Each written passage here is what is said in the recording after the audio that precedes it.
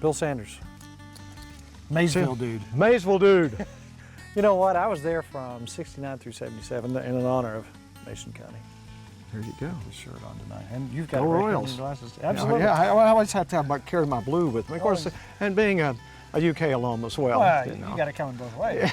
All right, let's talk about, let's see, who is this cat on the side of this bottle? Well, You know yeah. him?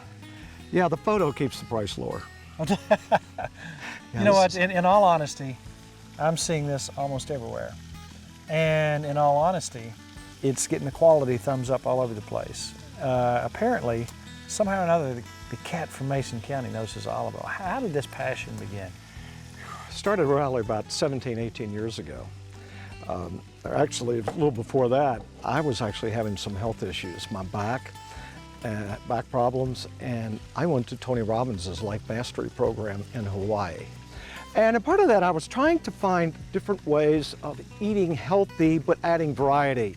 And so I happened to read an article one day in People magazine while I was waiting to get a haircut about olive oil and how it was similar to wine and that it was different from region to region, and I always thought it was just a commodity. Right. And so I headed right off to Borders and picked up 2 or 3 books, and from there I went on to UC Davis and studied olive oil tasting and studied in Tuscany. 5 years ago, I launched First Fresh, my own oil. I quit selling everybody else's oil and go get my own, and I got First Fresh. And you have come to this point in this bottle right here because what is in that makes it special? Freshness of the oil. It's a fruit juice. Think of it as a banana or apple, whichever works for you.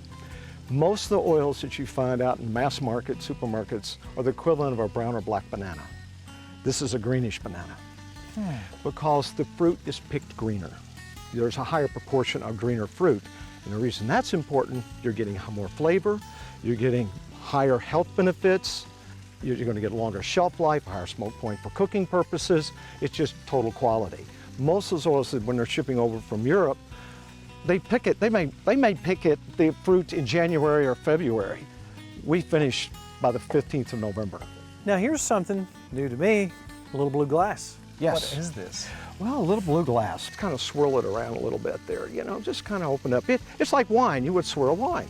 And what we're going to do, now sniff, and think of that apple or banana.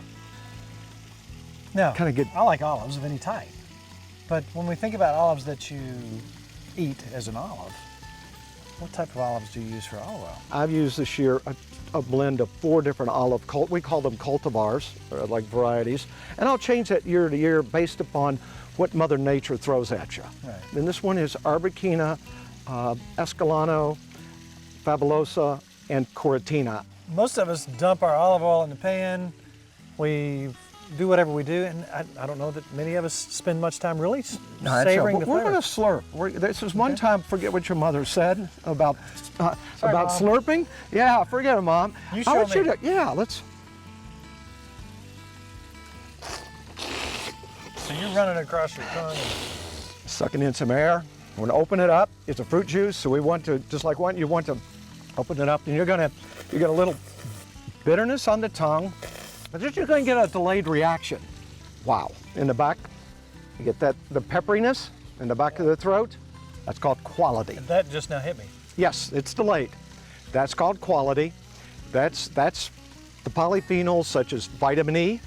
That enables us to hang around and be able to spend our kids' inheritance.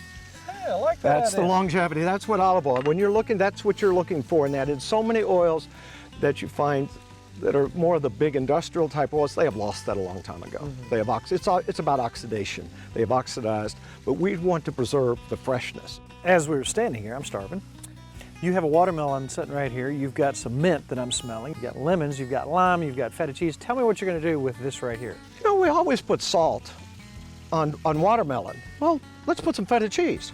Okay, feta cheese is very, got a nice saltiness. You can put some salt into it as well.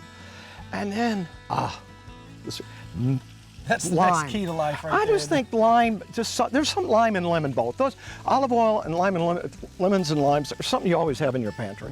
We got mint juleps, but we also got watermelon salad for that mint. And everybody's got tons of mint in their backyard wondering what in the world do you do with it? Okay, and then of course, olive oil brings everything together. It has a way, it's a culinary miracle in that it loses itself in food, but it changes everything and makes everything better. So having fresh ingredients, fresh vegetables, everything without olive oil, again, you're kind of defeating the purpose. Let's fire away here. Some folks will add tomato to it, but I kind of believe in the less is more. Well, if I want watermelon, I want watermelon. If I want tomatoes. Right. You could add some salt to it if you wanted, add some pepper as well. It's fresh, isn't it? Happy. Talking about freshness. It just screams at you. It's always a hit at any party in the summer. I wouldn't have thought about the mint and the watermelon, but man, when you add the cheese and the oil and everything, Nikki's gonna like this. You know, generally you like to add mint to any fruit. It seems to work well. Off to the side, we've got a couple of steaks we had cut. I fixed steak, I thought, every way. But you said you had an experience in Italy, correct? After you cook, after you sear it, what it is that you're really just looking for the grill to sear it. When you put it in the oven, it's going to make it a little more moist. I mean, it's not going to dry out the meat. But the key is after you pull it off the grill, of course, you want it to rest for 25 to 30% of the cooking time, so the juices can be reabsorbed into the meat. Then finish it with a little olive oil, a little lemon, squeezed lemon, and then we need some really good salt. I got a gray salt here, but any kosher salt, anything good salt. Interesting that you're bringing in the good salt after. Afterwards, exactly. And a really good pepper. This is a Tele cherry pepper from India that I think is just marvelous. Oh no, I'm the only one who has a fork, Bill. Man, I'm tired. Injustice. You know what? I'll help you out here. Injustice. I would not do that to you. All right, let's go for it. It's contrast. The acidity with that caramelization. It's a little more mouth-watering. Notice how more mouth-watering it is. The lemon and the olive oil. This can be done on any protein. Chicken, pork, fish, anything on a grill. And of course, always your vegetables always finish with lemon and a little olive oil. It's just a great way to finish anything. Thank you for coming out. Well, Tim, thank you. Always a pleasure. I'm going to steal some more recipes with your blessing, Hey, and run them as Bill's recipes. And they're all yours, and actually, they're not really mine. I borrow. That's okay. I borrow shamelessly. But I saw some of your stuff, and we're going to try it. So thank you so much for coming out today. Now back off. It's my stage.